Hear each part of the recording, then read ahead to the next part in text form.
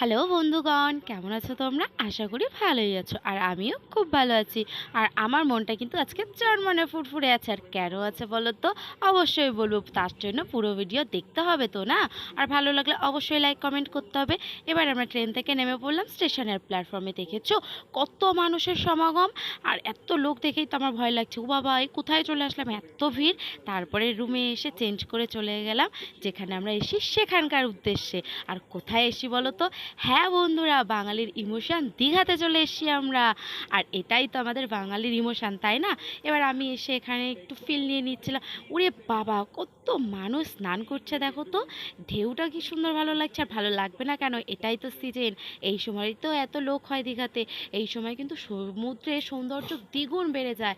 এবার বিকেলবেলা চলে আসলাম একটু ঘুরু ঘুরু করতে। চলে গেলাম একটু বিচে যাই, একটু হাঁটাহাঁটি করব। চলে গেলাম বিচে, একটু হাঁটাহাঁটি করছি। তার এই যে তারপর আমার বিছে হাঁটা হয়ে গেল। তারপরে এবার আমি যাচ্ছি, কিন্তু সবাই ওখানে নিচ থেকে হাঁটছে। আমি কেন নিচ থেকে হাঁটবো? হ্যাঁ, আমি উপর থেকে হাঁটবার চলে আসলাম ঢেউসাগর পার্কে। ঢেউসাগর পার্কটা কিন্তু খুব খুব খুব সুন্দর। আর এখানে এন্ট্রি ফিও খুব কম, মাত্র 10 টাকা। মাত্র 10 টাকা এত সুন্দর ঘোরার জায়গা, ভাবলেই অবাক লাগে। এবার ওখানে এত কিসের ভিড়, যাই তো গিয়ে দেখি। আমি চান্সই পাচ্ছি না, কি হচ্ছে এখানে? ও, এখানে আইসক্রিম বিক্রি হচ্ছে। বাবা, আইসক্রিম বিক্রি এখানে আবার এত ভিড় হওয়ার কি আছে?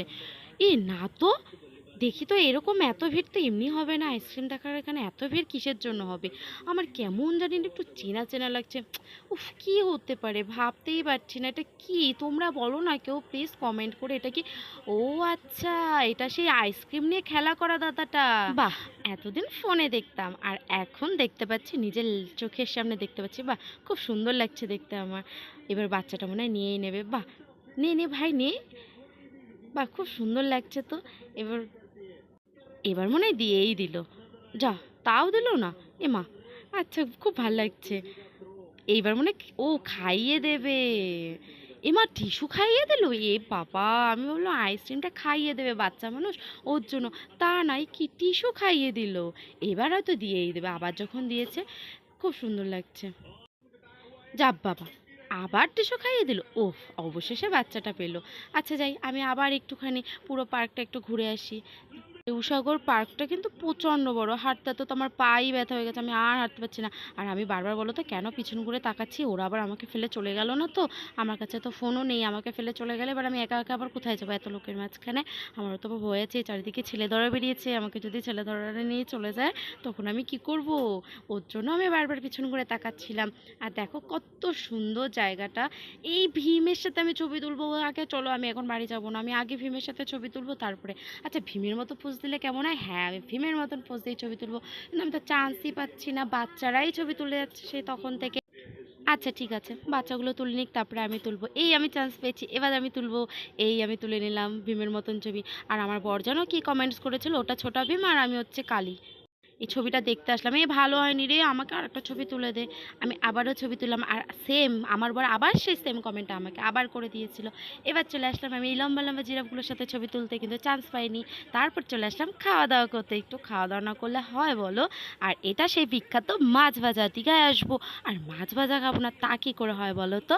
এখানে কত মাছ, আর আমি নিয়ে নিয়েছিলাম চিংড়ি, কারণ চিংড়ি হচ্ছে আমার সব থেকে পছন্দের। আর এটা কিন্তু 100 টাকা এতগুলো চিংড়ি মাছ দিয়েছিল। তোমরা গেলে অবশ্যই ট্রাই করো, কিন্তু এই চিংড়িটা খুব সুন্দর। আর তার সাথে একটা লোটেও নিয়ে নিয়েছিলাম। দুটো মাছই খুব সুন্দর খেয়েছিলাম, দারুণ খেয়েছিলাম। আর পরের দিন চলে গেলাম মোহনার উদ্দেশ্যে। অটোতে বসে পড়েছে, কিন্তু অটোওয়ালা কাকুন যাবে না বলছে, বেশি লোক না হলে। তারপরে বাসে উঠে গেলাম, আবার বাসওয়ালা কাকু মাঝ রাস্তায় নামিয়ে দিল। তারপরে অবশেষে আবার একটা ভ্যানে গেলাম।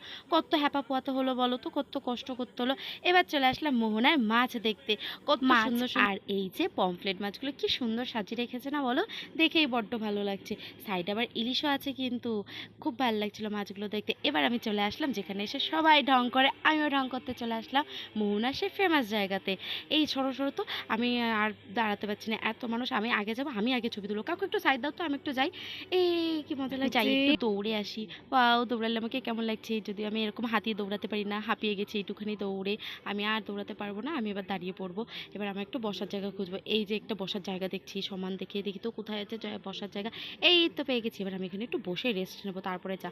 উফ, খিদেই পেয়ে গেছে, এত কথা বললে বলো খিদে পাবে না? চলে আসলাম পেটাই পরোটা খেতে। আর ওই কাকুটা বলছে এটা নাকি ধোলাই পরোটা, যাই হোক ধোলাই পরোটাই না হয় খেয়ে নিলাম। তারপরে আবার সেই বিকেলবেলা চলে গেলাম বিচের সামনে। আর দেখো, এই বিকেল 4:30-5টার সময় কত মানুষ স্নান করছে। আমি প্রথমে ভাবছি দূর থেকে ওখানে অত কি ওরম গিজগিজ করছে কেন, নাকি ওরম বড় বড়। ও বাবা না, এ তো মানুষ। আচ্ছা, টাটা, বাই বাই।